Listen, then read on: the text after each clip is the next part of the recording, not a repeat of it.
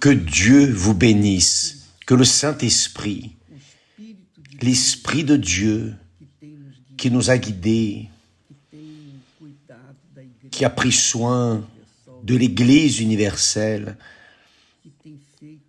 qui fait les merveilles qui y arrivent,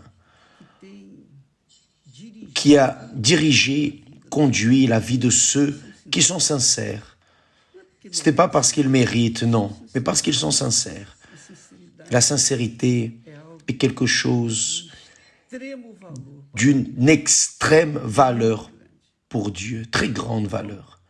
Donc, qu'il vienne sur vous qui êtes sincères, vous qui êtes sincères, qu'il vienne ouvrir vos yeux maintenant pour comprendre sa volonté pour votre vie. Il est Père. Il est Père. Dieu est Père. Il est Père. Il n'est pas beau-père, non, il est Père. Et comme tel, il veut le meilleur pour ses enfants. La différence, le problème, c'est que parfois la personne n'est pas enfant de Dieu parce qu'elle ne croit même pas en Dieu. Elle ne croit même pas dans la parole de Dieu. Donc, il est impossible que Dieu bénisse une personne qui le rejette, qui est rebelle, qui crache ou tente de cracher à son visage. Mais les enfants sont toujours bienvenus dans la présence du Père. Jésus a dit ainsi, quel est le Père qui, si son fils lui demande un pain, lui donnera une pierre? Si l'enfant lui demande un œuf, lui donnera-t-il un scorpion? Donc, si vous qui êtes méchants, vous qui êtes pécheurs et méchants, savez donner de bonnes choses à vos enfants, à bien plus forte raison, votre Père céleste donnera de bonnes choses à ceux qui le lui demandent, ou plutôt donnera-t-il le Saint-Esprit à ceux qui le lui demandent. Donc, dans cette histoire du riche et de Lazare, nous découvrons que Lazare était enfant de Dieu. Et lorsqu'il est mort, il est allé où Dieu est. Son âme est allée où est le Seigneur. Tandis que le riche, non. Le riche est mort et est allé en enfer. C'est ce que le texte dit. Il y avait un homme riche qui était vêtu de pourpre et de fin lin et qui, chaque jour, menait joyeuse et brillante vie. Mais lorsque le riche est mort, Jésus a dit qu'il a été enseveli. Juste cela. Toute sa richesse, toute sa luxure, toute son ostentation sont restés en arrière. Il a été enseveli. Et ensuite, Jésus ajoute, dans le séjour des morts,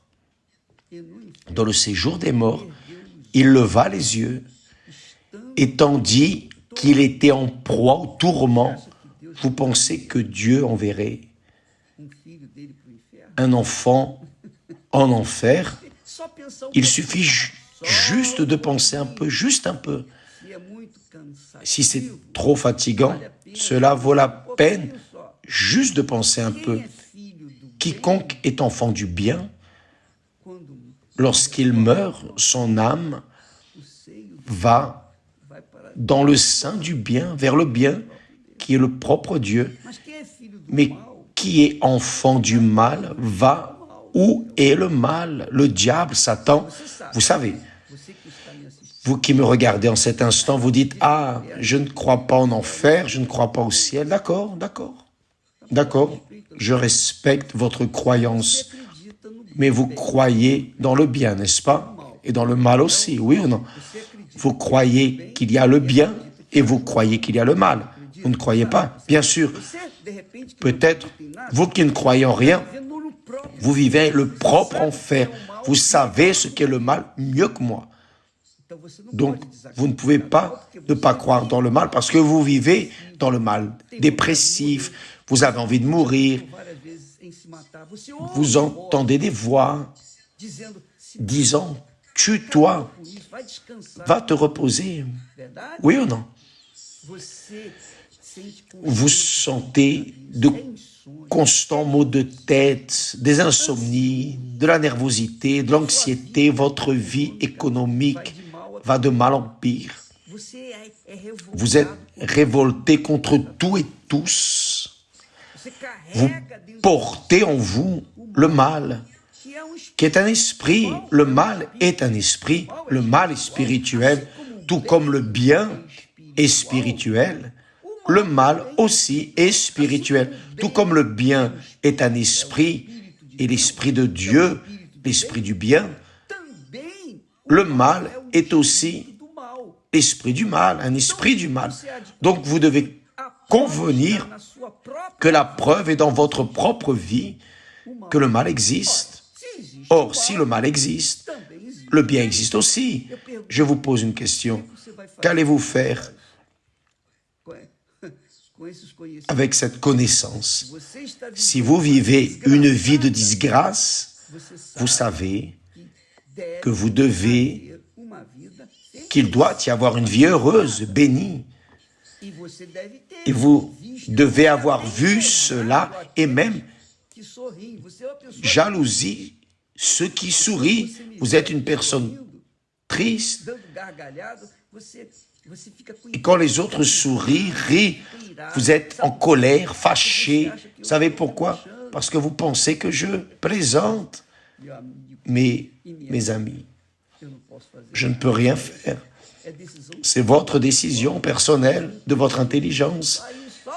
Il suffit juste de penser un peu. Si le mal existe, le bien existe. Si le bien existe, il existe le mal.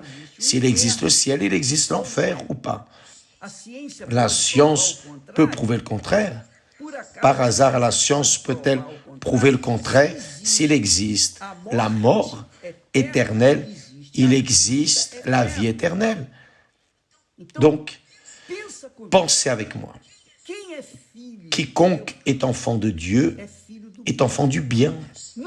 Cela ne veut pas dire que parce que nous sommes enfants de Dieu, enfants du bien ici sur terre, nous n'ayons pas affronté des problèmes. Jésus montre dans le cas de Job. Job était un enfant de Dieu. Abraham était un enfant de Dieu. Mais je vais parler de Job, qui a été l'homme qui a le plus souffert sur la face de la terre. Job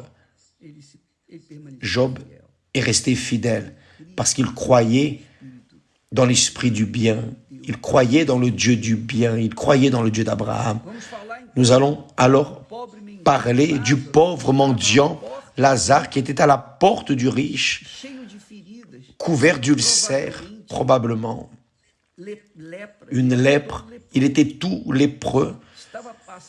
Il avait faim, il était malade, il n'y avait personne, il n'avait que la compagnie des chiens errants qui venaient lécher ses ulcères, un homme qui vivait dans l'enfer de ce monde, le mal. Mais il préservait en lui une foi, une espérance. Non, un jour cela va en finir. Un jour je vais mourir et j'irai dans le sein de mon Père dans la foi qu'est Abraham. Et c'est ce qui est arrivé. Dieu a honoré Abraham, Dieu a honoré la foi du pauvre mendiant. Mais le riche a vécu dans l'ostentation, dans la luxure. Il a vécu une vie heureuse, pleine et brillante. Sauf que lorsque la vie ici a pris fin, son âme, en mourant, lorsque l'âme s'est décollée de son corps, son âme est allée en enfer. C'est Jésus qui dit cela. Si vous ne croyez pas en Jésus, c'est votre problème. Mais vous croyez dans le mal, dans le pouvoir du mal. vous croyez aussi dans le pouvoir du bien. Et vous luttez contre le mal pour arriver au bien, oui ou non? Donc, vous croyez dans le pouvoir du bien et le pouvoir du mal. Vous croyez dans le ciel et certainement aussi dans l'enfer. Voilà, le riche est allé en enfer. Pourquoi est-ce qu'il est en enfer? Ce n'est pas parce qu'il était riche, non. Abraham était riche, il est allé au ciel. Job lui-même était riche, il est allé au ciel. Mais pourquoi est-ce que ce riche ici est allé en enfer? Parce qu'il confiait son espérance, sa foi, était dans les possessions, dans le pouvoir économique qu'il avait. Il confiait dans son argent, son or, les choses qu'il possédait, il confiait. Il mettait Mammon, le dieu de l'argent, à la première place. Lorsqu'il est mort, il est allé où est Mammon? Et là, en enfer, Jésus montre cela à nous tous, pour que personne ne vienne après dire « Ah, je ne savais pas qu'il y avait un enfer ». Non, j'ai laissé ma parole écrite pour vous, pour que vous preniez connaissance. Si vous ne prenez pas connaissance, si vous abandonnez, si vous rejetez, c'est votre problème. Mais je vous ai laissé. Donc là, en enfer, le texte dit, c'est Jésus qui a dit, il a dit, dans le séjour des morts, il leva les yeux. Il a pu lever les yeux, il voyait, il était conscient. Il ne dormait pas en enfer, non. En enfer, il n'y a pas de sommeil, mes amis. Vous qui savez ce qu'est l'insomnie, vous savez ce que veut dire passer une nuit sans dormir. Donc pensez bien, là en enfer, il n'y aura pas de sommeil. Personne n'aura de moment, ni même une seconde de repos. Il est écrit que dans le séjour des morts, il leva les yeux, et tandis qu'il était en proie au tourment, il vit de loin Abraham, c'est-à-dire il était conscient, il a levé les yeux, il a vu Abraham, le père de la foi chrétienne, disons, et Lazare dans son sein, c'est-à-dire près de lui. Et alors, il s'écria, « Père Abraham ». Il appelait Abraham de père, mais Abraham n'était pas son père. Abraham était père du pauvre qui croyait dans le Dieu d'Abraham. Mais pour le riche, non. Abraham était seulement son ascendant. Le riche était descendant d'Abraham, mais il n'était pas fils d'Abraham. C'est ce qui arrive beaucoup avec beaucoup qui se disent chrétiens. Ils sont descendants de la foi chrétienne, de leur père, de leur grand-père, etc., du Seigneur Jésus. Mais ils ne sont pas enfants de Dieu parce qu'ils rejettent d'obéir à la parole du Seigneur Jésus. Donc, ils ne sont pas enfants de Dieu. Et nous allons parler de ce sujet à partir de demain. Le véritable enfant de Dieu. Et qui n'est pas enfant de Dieu est enfant du diable, ou vous êtes enfant du bien, ou vous êtes enfant du mal, où vous avez la vie garantie éternelle avec Dieu, où vous avez la vie garantie en enfer. Et c'est vous seul qui choisissez. C'est la tête de chacun. Mais là en enfer, le riche a dit à Abraham, « Père Abraham, aie pitié de moi. Aie pitié. » Qu'est-ce qu'on peut faire? Une fois qu'on entre en enfer, mes amis, personne ne peut rien faire, ni même Dieu. Parce que il a institué, il a créé l'enfer pour le diable et ses démons. Mais quiconque suit le diable sur terre va là-bas aussi. Il ne peut rien faire. Vous avez choisi. C'est la réalité. Mettez votre tête à penser. N'agissez pas vos sentiments, vos émotions. Ah, Dieu est Père de tout le monde. C'est ce que le diable veut que tout le monde croie, que tout le monde est enfant de Dieu. Maintenant, imaginez, si tout le monde est enfant de Dieu, alors les enfants du mal, Ceux qui font le mal ici sur terre vont hériter le royaume de Dieu, vont s'assembler aux enfants de Dieu là au ciel, avec ceux qui sont enfants du bien. Donc le ciel va devenir un enfer. C'est une question d'intelligence, juste cela, juste un peu. Et alors il a dit, aie pitié de moi et envoie Lazare. Il aurait pu demander, oh Père Abraham, enlève-moi d'ici. Il savait qu'il ne pouvait pas sortir de là. Il savait que c'était définitif. Son destin était définitif. Et envoie Lazare pour qu'il trempe le bout de son doigt dans l'eau et me rafraîchisse la langue. Voyez, il a manifesté des yeux, il avait conscience, il a vu le Père Abraham et Lazare dans son sein, près de lui. Ici, il montre qu'il avait la conscience de l'eau, il avait besoin d'eau. Trempe le bout de son doigt dans l'eau et me rafraîchisse la langue. La langue, il avait une langue. Là en enfer, il avait une langue. Pourquoi? Car je souffre cruellement dans cette flamme, c'est-à-dire la flamme ne brûlait pas la langue, ne brûlait pas les yeux. Le corps qu'il avait en enfer, le corps du riche là en enfer, était indestructible. Il ne pouvait pas être brûlé. Il sentait les douleurs, le tourment. Le tourment était où il est permanent. Jusqu'à présent, il est tourmenté. Jusqu'à aujourd'hui, il attend un soulagement. Et il n'y a pas de soulagement, ni un peu. Et il n'y a rien qui change cette situation. Il est allé en enfer, il n'y a pas de messe, il n'y a pas de prière, il n'y a pas d'offrande. Il n'y a rien dans ce monde qui puisse changer cette situation. Et c'est ma grande préoccupation avec votre âme. Et je ne veux pas être complice avec vous. Je dois dire la vérité qui fait mal, qui blesse, qui offense. Mais c'est la vérité qui délivre. Donc ça, c'est la vérité. Vous qui me regardez en ce moment, qui me regardez, vous ne m'aimez pas, peu importe.